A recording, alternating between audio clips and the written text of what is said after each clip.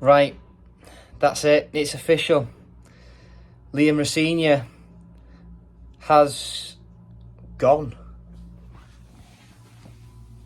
And I don't understand it. It's literally just come out and I've just finished recording a piece that'll go in the To Hull and Back podcast tonight because I'm unavailable and doing other things. But to me, this just makes no sense at all. So, the club statement reads, Hull City and Liam Rosenior part ways. Hull City can confirm that we have parted ways with head coach Liam Rosenior with immediate effect. Chairman and owner Adjan Ilagella said, "This has been the most difficult decision I have had to make as chairman of this wonderful football club. No matter how trying the circumstance, I have to remove personal sentiment from these moments and ensure the long-term vision of the club is at the centre of my thinking. Since Liam's arrival, we have enjoyed an open working relationship and progress has undoubtedly been made over the course of his tenure. He will always be a part of this family and I thank him for all his work. However, it has become evident that our visions for the future are not aligned and I feel that now is the time to make a change. Our philosophy is clear. We will continue to drive this club forward and whilst doing so, I will continue to be open and transparent with our fans. I know what this football club can achieve. We will not stop in the pursuit of that. We have worked hard over the last 2 years to develop our squad. We now have many highly talented players at our disposal and we will continue to invest and improve our playing personnel to give this club and its fans the success they deserve." The statement continues, Adjan's quote finished, Rosenior, appointed head coach in November 2022, steered City away from relegation in his first campaign before guiding the side to a 7th place finish this season. The club would like to place on record its thanks to Liam for his hard work and dedication. Assistant coaches Justin Walker and Ben Warner have also parted company with the club and leave with our thanks and best wishes. The recruitment process is underway and no further comment will be made until that process is complete.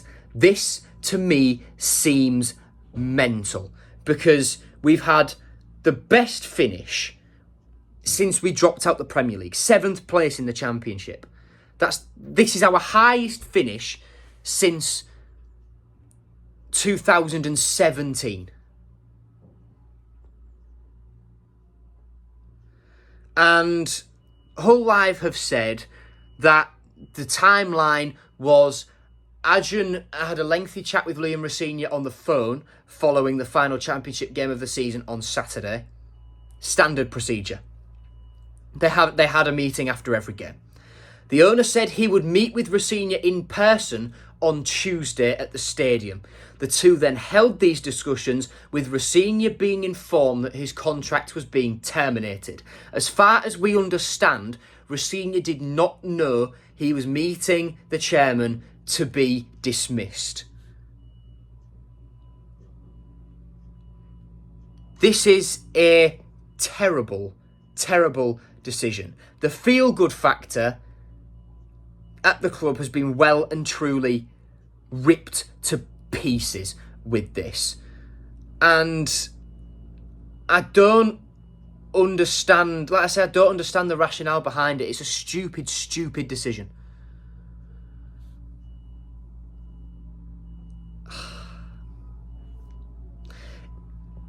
It's so stupid. This has massive implications. The point I've made in the podcast is we're going to lose upwards of 20 players this summer. And the squad we're going to be left with is far from first choice in the most part. Coyle, yes. Jones, yes. McLaughlin was for a time. Tufan, yes. Cynic, no. Although he'll go anywhere. Simons, no. Allsop Panda will fight it out, but now Rosenior's gone, it's unlikely Allsop plays. Seri, yes. Slater, yes. But even then, it's a small squad. The numbers are going to be made up on the first day of pre-season by Stan Ashby, Rocco Coyle, and whichever academy players are left over because all of them are out of contract as well. And I just don't get it. I just do not get it at all. One family, one dream. What? This was Rosenior's first full season of management. And yes, there were tactical naiveties. Yes, there were things on reflection he'll know he could have done better. But it's a learning curve. It's a young squad. He's a young manager. He is one of the most articulate and best, most promising young managers that I have ever known.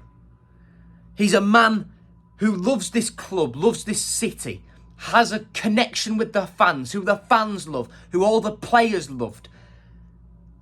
And it's just mental to tear all that up and go back to square one again.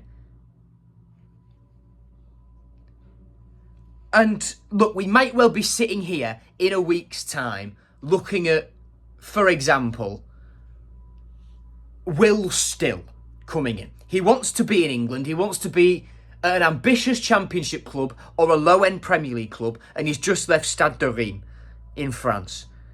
He might be who we end up going for. But this just seems such a needless reactionary take, and I don't like it. I don't like it at all. And my thoughts are all over the place, and I don't really know what to say. I've mentioned that point, but this seems very Eustace getting sacked by Birmingham level. This is absolutely the wrong decision. And it's like had Arsenal sacked Arteta at the end of season 1. Had Man City sacked Guardiola at the end of the season when they were so far out of the title race from day dot. It was their first season, their first opportunity to build something. And if you look at those two examples, Arteta more so than Guardiola, a young manager coming in, being allowed to put his stamp on things over a number of years, and look at the success we had. This would be Rosenior's spell at the end of next season would have spanned 3 seasons. And we would be able to see where we were. And quite simply, I can't believe what I'm saying, can't believe what I'm reading. And the visions for the future were not aligned. What does that mean? I don't quite understand what that means. Is it recruitment wise? Is it you didn't get playoffs and there's a clause in your contract that says you have to get playoffs? Is it Liam wanted assurances from Adjan about something and Adjan said, look, I can't guarantee it? I don't know. It could be so many things and my brain just doesn't work. So tune into the podcast tonight. Like I say, I'll be busy, but Nathaniel, Tom, Ant and Will be there to discuss it all and break it all down, because we have a massive rebuild to do and we don't know who that manager's going to be, and they may well want a second look at players like Cynic and Lakila, who we all just want rid of. That's no disrespect to them, they're just not the kind of players we need. So I don't know. There's going to be a massive overhaul of the club in the summer, not just the first team but the 21s as well.